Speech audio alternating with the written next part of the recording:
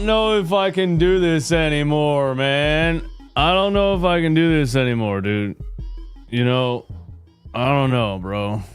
There's... What were they calling the workers during COVID that were doing like really hard jobs? Essential workers, man. Listen, there's nurses, there's firefighters, and there's people that cover the Philadelphia 76ers. This job sucks, man.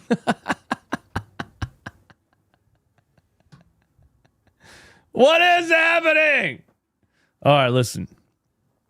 It's not going to be a long rant. Thank you guys for popping up so quick, man. Yeah, we got news about Joel Embiid and Paul George.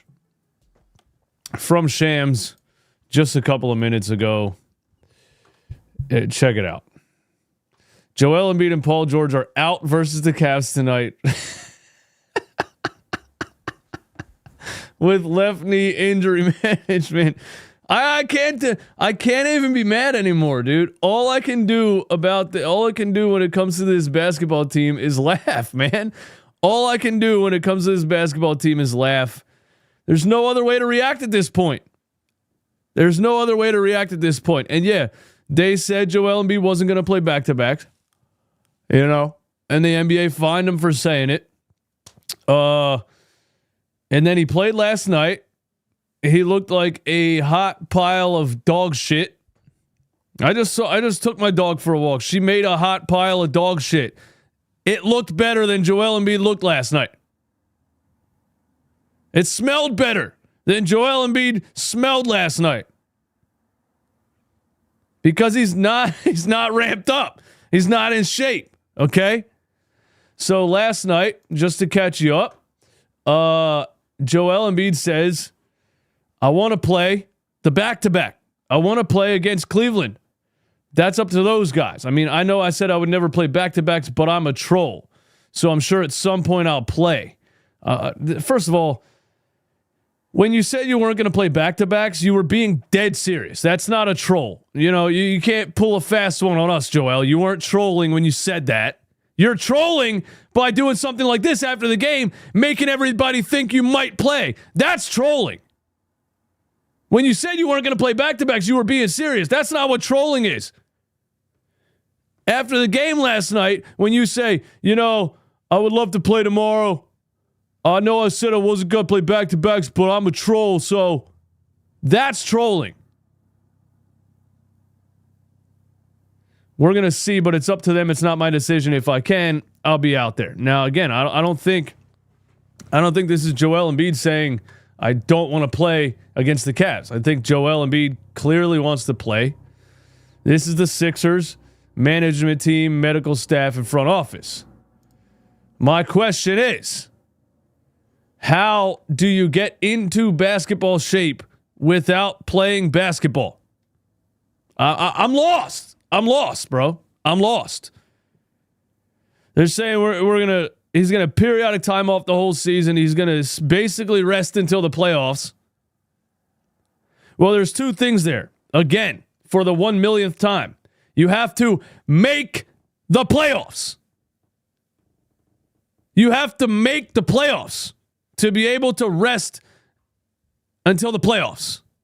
That's number one. I guess there's three things. Number two, do we think you were going to beat the Cavs anyway? No. All right. So fine.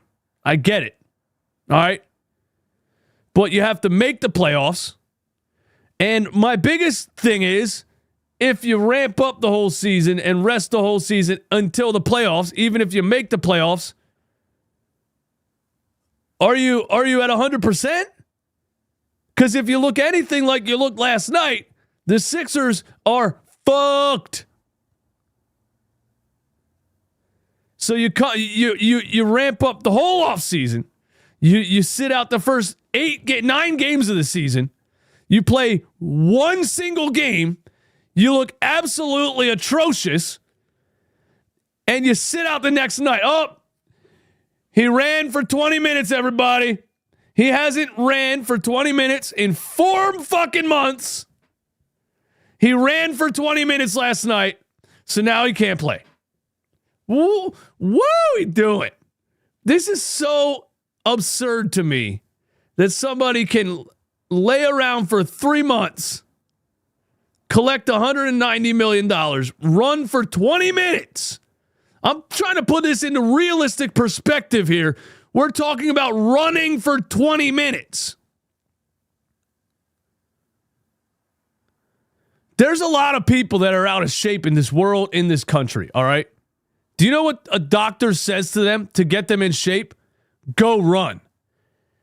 If somebody who weighs 300 pounds and is on the verge of, all kinds of health conditions, calls the doctor the next day and says, hey, I did what you said. I ran for 20 minutes. You know what the doctor's going to say? Why'd you only run for 20 minutes? And why aren't you running again? Well, I can't do it 2 days in a row, doc. 2 fucking days in a row, doc? Who you think I am, Superman?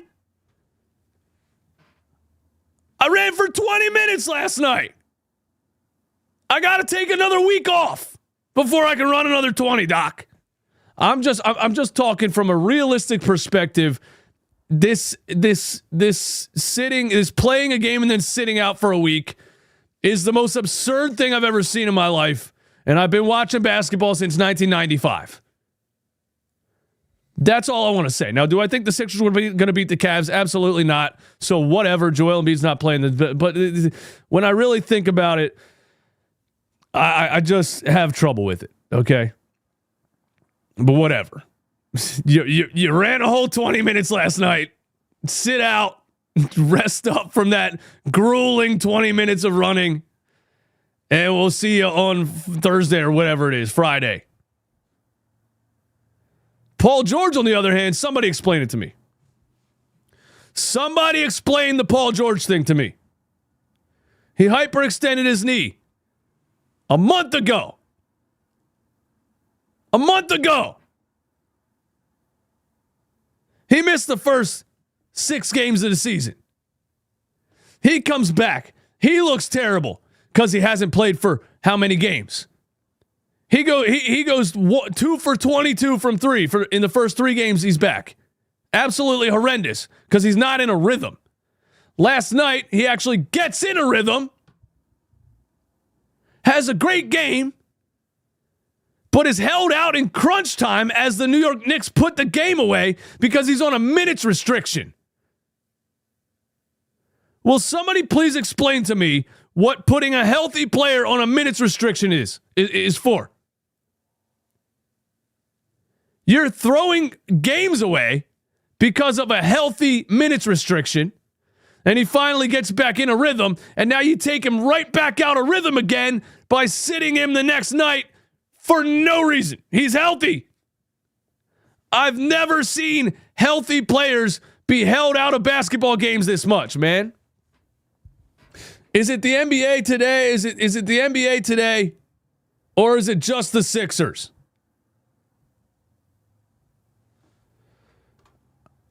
I think that's my whole rant, man. I think that's my whole rant. I hate this team so much. It's so hard to cover them. It's so hard to continue to talk about them. It's so hard to watch them. It's fucking absolutely brutal. It's absolutely brutal, dude. Cavs winning by 100? Absolutely, man. Of course. They were already winning by 100. I'm confused about the ramp-up program. What is the ramp-up program? What is it? Because your plan is to get them into shape.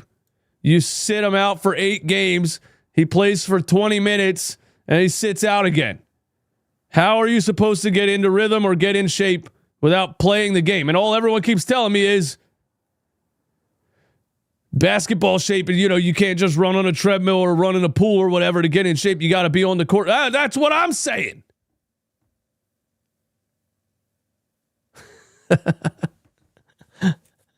You're 2-8. You're going to be 2-9.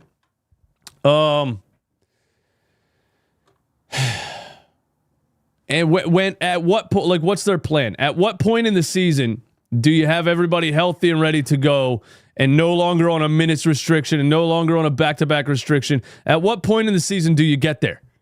because you're throwing away the first 20 games of the season. And what you're going to do is you're going to end up about 40-42 at this rate. And if you sneak into the playoffs at below 500, you're going to play the Boston Celtics in the first round. And none of this will have mattered. The entire season will not matter if you get a Boston Celtics first round matchup.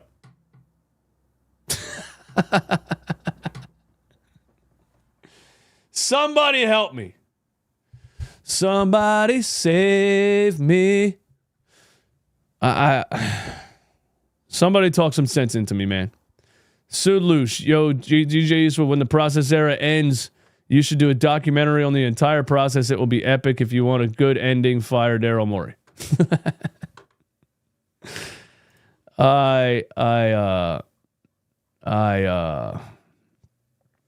Let's look at the standings. Might as well. Might as well torture ourselves by looking at the NBA standings before we get out of here. Let's look at the standings 10 games into the season. And let's see, where are the 76ers on the standings? And, I know the Eastern Conference is weak, right? But my God, you are... You're at the bottom. You're at the bottom, tied with Toronto. Do you know who the best player on the Toronto Raptors is right now? Grady Dick.